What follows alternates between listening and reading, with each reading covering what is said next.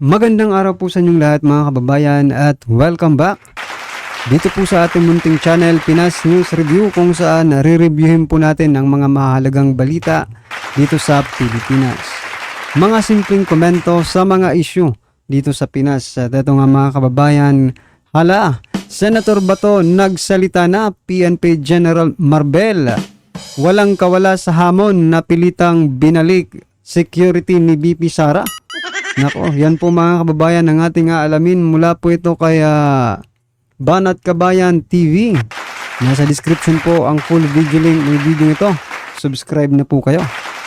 At kung bago ka pa lang at di pa po napag-subscribe sa ating munting channel, please don't forget to subscribe.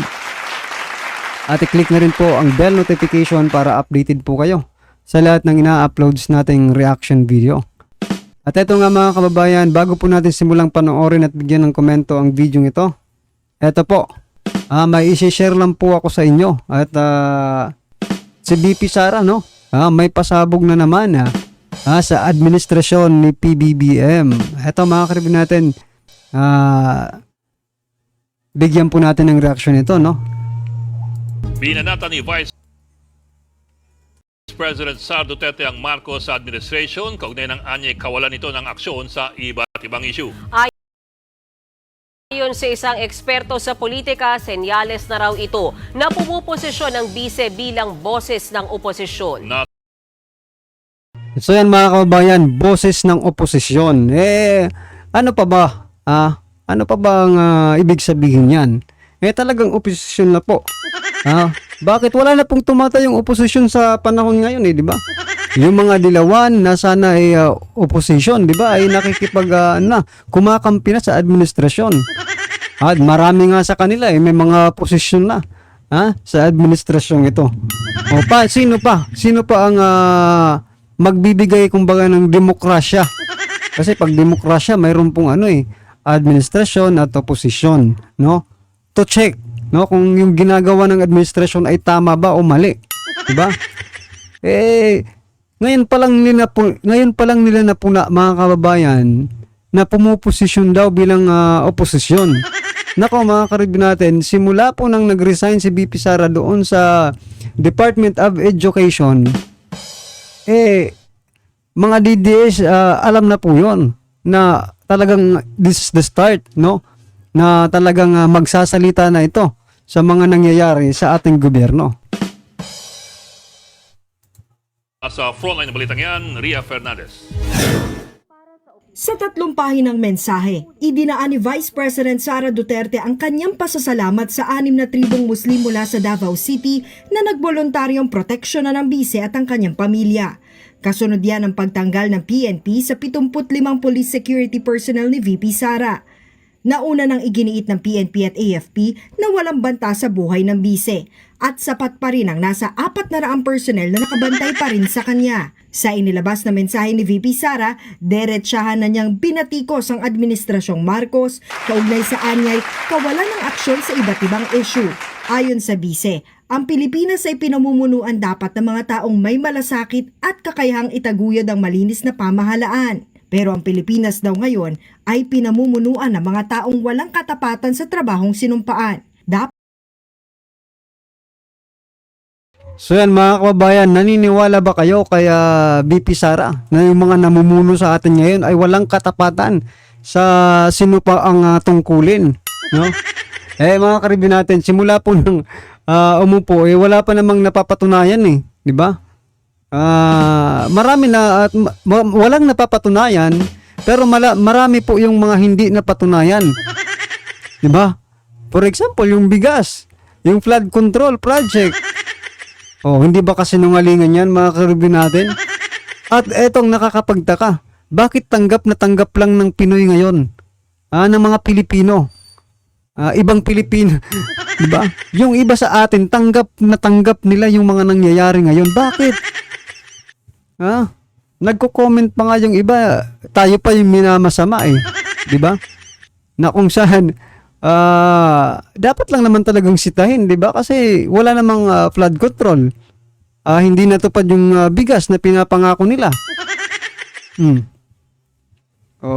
Anong masasabi nyo dyan mga karibin natin na talagang wala naman talagang napatunayan kayo. Comment nyo nga kung ano yung napatunayan ng gobyernong ito. Wala pa naman 2 years na po puro tuloy paninisi sa nakaraang administrasyon. Naku naman. Dapat din daw mayroong matatag na infrastruktura ang Pilipinas laban sa kalamidad. Yun nga lang, ang Pilipinas daw ngayon ay may gobyernong umaamin na wala man lang tayong flood control master plan. Pino na rin ang Vice So yan mga kababayan, walang flood control master plan pero mahigit 1 bilyon ang ginagastos araw-araw. Yan ba? Yan ba ang maipagmamalaki? Naku naman. ang PhilHealth na kukunan pa ng pondo para magamit sa mga bagay na walaan niyang kinalaman sa kalusugan ng tao. Pati ang Kamara, binatikos ni VP Sara. Sabi niya, mayroong mga kinatawan na imbes na magpasa ng makabagong batas ay nagpupumilit pang sumausaw sa isyu ng iba. Nabanggit din ng bise na dapat naiintindihan ng mga mambabatas ang totoong sanhi ng kakulangan ng pulis kung ibabase sa populasyon. Isa raw itong kakulangang hindi masusolusyonan ngayon dahil sa patuloy na paglobo ng populasyon at kakapusan sa budget. Nauna nang sinabi ni Congressman Dan Fernandez na siyang chairman ng House Committee on Public Order and Safety na sobra naman talaga ang binawas na security personnel kay VP Sara. Lalo't meron pa namang natitirang 400 sundalong nakabantay sa bise. Pino na rin ni VP Sara ang mga airport official ngayon sa Pilipinas na tikom daw ang bibig tungkol sa banta ng seguridad. Hindi man lang daw nag-iimbestiga tuwing may banta gaya ng pagsasapubliko ng video footage, flight details at iba pang masaselang impormasyon ng mga pasahero. Matatandaan kamakailan lang ay kumalat online ang litrato ni VP Sara na umalis ng bansa noong kasagsagan ng super bagyong Karina at Habagat. Ipinaliwanag naman ng bise na dumaan sa proseso ang pag-alis niya at matagal na itong nakaplano. Dagdag pa ni VP Sara, dapat tumindig ang Pilipinas laban sa panghihimasok ng mga dayuhan sa mga domestic affair. Partikular na raw ang pakikialam ng International Criminal Court o ICC. Matatanda ang sinabi kamakailan ng Department of Justice na hindi nila pipigilan ang pag-aresto sa mga drug war suspect kung idaraan ito ng ICC sa Interpol. Wala pang pahayag ang Malacanang, Kamara at PhilHealth sa mga birada ng bise. Ayon sa isang political analyst, isa lang ang pinapahiwatig ng mga bagong birada ni VP Sara laban sa pamahalaan. She really is trying to position herself as the voice of the opposition. At Talaga naman yun nga naman talaga. 'Di ba? Ina-expect nyo ba kakampi nyo pa si VP Sara ngayon? Uy, gumising na kayo. Ha? Aba, hanggang ngayon pala, ina-expect nila mga kababayan na si VP Sara ay kakampi nila. Ha? Sa kabila ng mga ginawa nila kay VP Sara, ina-expect pa nila na kakampi nila ngayon, si VP Sara. Opposition na nga nung lumayas sa inyo, di ba? Nung nag-resign dyan sa Department of Education, expected na yon ng mga taong-bayan. Kaya nga natuwa yung taong-bayan nung nag-resign si Vice President Sara Duterte. Di ba? Ako naman talaga. So yan mga kababayan, ano po ang inyong reaction dyan, ito po yung sabi ni VP Sara on poverty and hunger issues, Mga kaigsuunan ko sa sipag at galing ng Pilipino, nangunguna dapat. Ayan, nangunguna dapat tayo Ang Pilipinas sa ating mga karatig bansa. Subalit ang Pilipinas ngayon ay patuloy na nagugutom. Tama naman naghihirap at lumulubog dahil sa mga mapanlinlang para maupo sa pwesto. Mapanlinlang, mapanlinlang para maupo sa pwesto. Ibig sabihin mga karibo natin, may pinatatamaan po dito si Vice President Sara Duterte. Ibig sabihin, yung mga nanggamit para maupo sa pwesto, yung pinatatamaan po dito ni Vice President Sara Duterte. Sino kaya yung mga manggagamit na yan? Na mga walang utang na loob, di ba? Kung kailan pinagaganda ang Pilipinas, saka naman nila sinisira. Yun po kasi ang gustong ipalapalabasin dito ni VP Sara. PBBM. Ay nako, anong nangyayari sa Pilipinas mga karibin natin Talagang ano sa palagay ninyo? Dapat ba talagang birahin ni VP Sara itong gobyernong ito? Kasi sabi naman ni Tatay Digong, hindi nila pa i-kick out si palalayasin, 'di ba? Sa palasyo si PBBM. Ang gusto lang nila ay magtrabaho ng maayos. Siguro ganun din ang gusto ni BP Sara. Ayusin ang Pilipinas para sa mga Pilipino. Yung nakakaraming Pilipino, hindi po yung ilang Pilipino lang yung nakikinabang. 'Di ba? Yung mga oligarko tuwang-tuwa ngayon eh. Kasi base po sa sa research,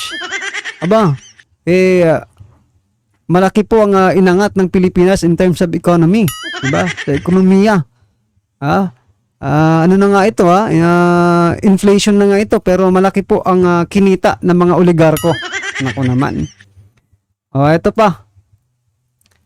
Si Marbel, mga kababayan, si Torre pala. Si General Torre ng Davao City. Eto, may banat sa'yo si Senator Bato. Ito ang sabi ni Senator Bato, mga kababayan. Dapat talaga itong si Torre, palayasin na talaga to sa Davao City. Diba?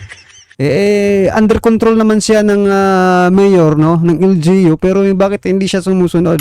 Kinokontra niya po yung pamahalaan ng Davao. Nako talaga. Ito ang sabi ni Senator Bato de la Rosa.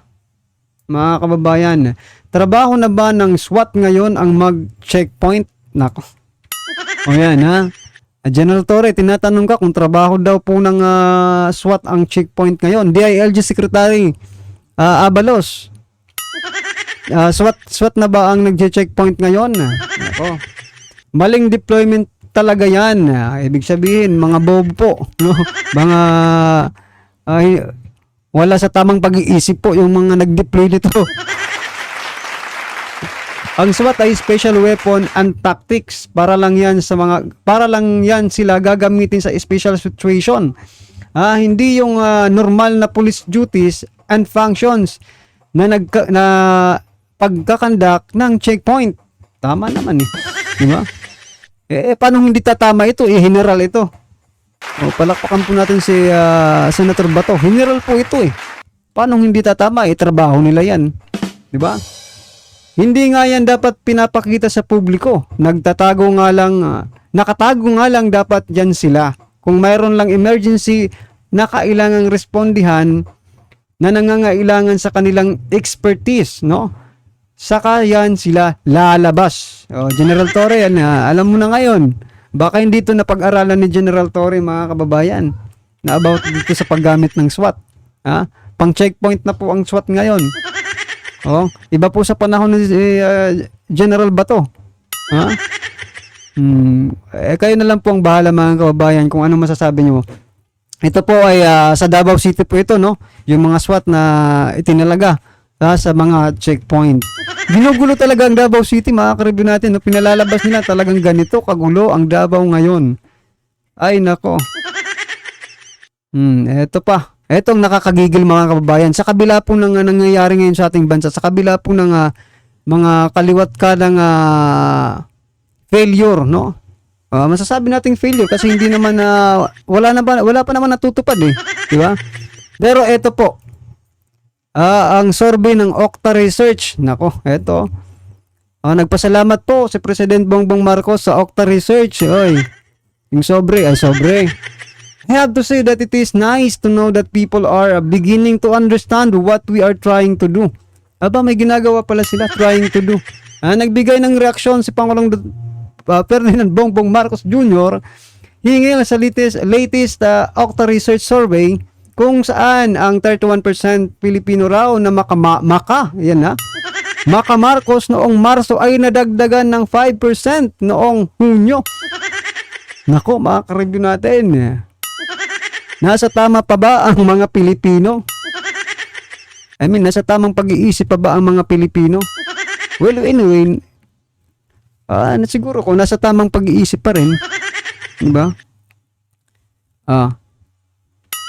June, ano bang yung nangyari yung SONA?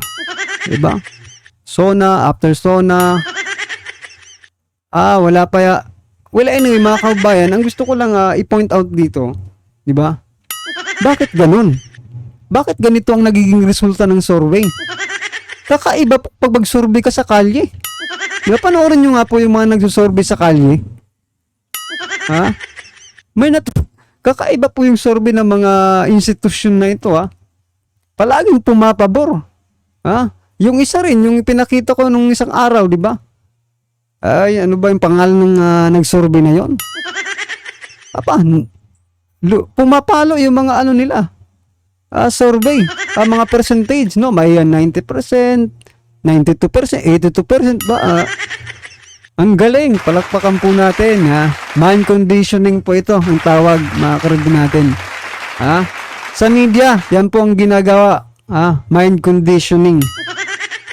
Kaya wag po tayong magpapauto sa mga ganito. Kung ano po yung nai-experience mo ngayon, yun po ang pagbasihan mo. Wag po dito sa mga survey na ito. Kung ano po yung experience mo, based on your experience sa totoong buhay, ito parang hindi ito sa totoong buhay, eh. Ayun po ang pagbasihan mo ng inyong ratings dito sa Pangulo, right? Kung kayo po ay natutuwa, palakpakan po natin, di ba? Wala naman ano dyan. Basta yung based on your experience na lang po tayo. Ito mga kababayan, sama-sama at sabay-sabay po natin pakinggan, panoorin at bigyan ng komento ang video ito. Ito na po. High security threat pa rin yung ating Pangalawang Pangulo. You may question my opinion, but that's my own opinion. I know her very well. Kailangan talaga natin secure. So, yun na pag-iusap ko, kahit na hindi mo na ibalik yung the same number na tinanggal mo, palitan mo lang ibalik mo lang yung mga taga Davao na palagay ang kalooban niya, at tanggalin mo na lang yung hindi niya kilala na yung naiwan sa 31. I know, it's no longer your job dahil alam ko as Chief PNP, you will deal on policy statements na lang doon sa mga commanders mo on the ground. Hindi ka nagsasabi ko, ito tanggalin mo, ito iiwan mo. That's not your job anymore. Pero ito lang, I am just appealing to you, pinarating ko lang sa'yo. Kung pwede, balik mo. Can I get your commitment? Of course, our chairperson. Thank you. Thank you. Statement of Senator Bongo. I would like to yield the floor to Senator Romero Padilla. I think you have some questions to the Chief PNP. Yes, sir. So, tiklop pala ito, ha? Tiklop pala itong si General Marbel, kaya Bato. Senator Bato. Yes, Your Honor. Magkatapos mong, di ba? Ang point kasi ni Senator Bato, mga kabayan, no? Kahit kunin mo yung mga gusto mong kunin, no? I mean, kahit kunin mo yung gusto mong quantity, di ba? Kung ilan man ang kukunin mo, wag lang yung mga pinagkakatiwalaan ni Vice President Sara Duterte.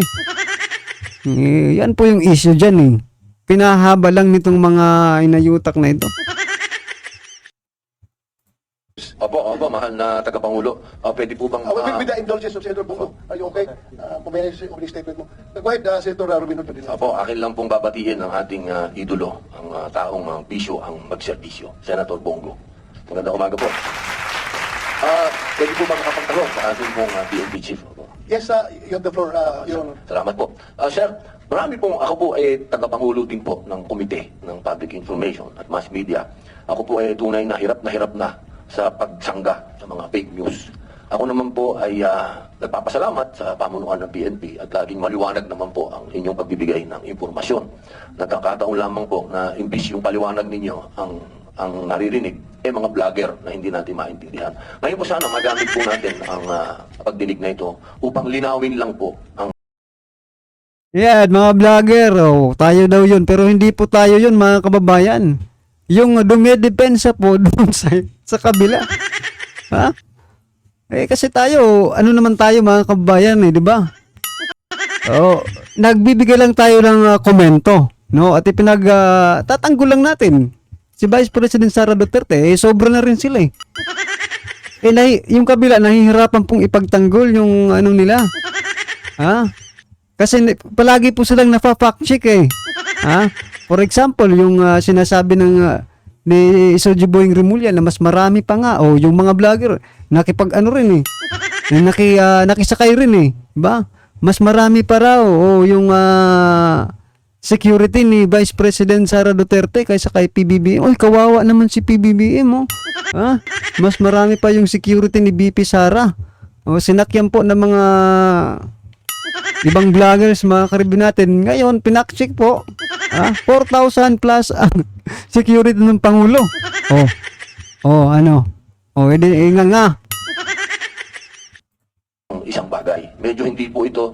Ako po nagpapasalamat po ako sa inyong statement kanina patungkol po dito. Ito lamang po side lang pong tanong. At ito naman po nasa inyo po bilang resource speaker po namin. Nasa inyo po kung gusto niyo pong sagutin o hindi. Narinig ko na rin naman po at nabasa ko na rin po yung inyong statement na ayaw niyong magsalita. Pero baka po dito po ngayon mas maganda maging maliwanag po sa ating mga kababayan. Pero kung ano man po kung gusto niyo pong sagutin o hindi, wala pong problema. Opo, hindi po namin yung personalin. Karapatan niyo po yun. Kaya lang po, baka lang magamit natin itong pagdinig nito para malinaw po. Tinatanong po talaga ng taong bayan na hindi lamang po ang masasabi nating, alam niyo naman, hati ang ating bayan. Pero lahat nagtatanong dito, ano po ba ang katotohanan? Meron po ba talagang political pressure para tanggalin ang security ng ating Vice President? Nasa inyo mo yan, sir. Kung gusto pong sagutin o hindi. You will respond, si PNP. Thank you, our Senator. No, that's yun po yung sinabi niyo. Wala pong political pressure. It's ang ginagawa po natin is really to rationalize po yung deployment ng PNP natin. And we have to make sure, no po, sabi po nila, alam mo, sir, ang nangyari po, not only the So yan mga kababayan, wala daw halong politika yung pagtatanggal ng security ni Vice President Sara Duterte. Ang tanong, naniniwala po ba kayo? Sa sinasabi ni General Marbel, mga karibin natin. Naniniwala po ba kayo sa sinasabi niyang walang halong politika, yung pagtatanggal ng mga security? Well, anyway, mga karibin natin, ano man po ang inyong reaksyon, opinion patungkol po sa video ito? Comment lang po sa baba para at least alam po ng ating mga kababayan ang inyo pong reaksyon patungkol dito, right? Maraming salamat po.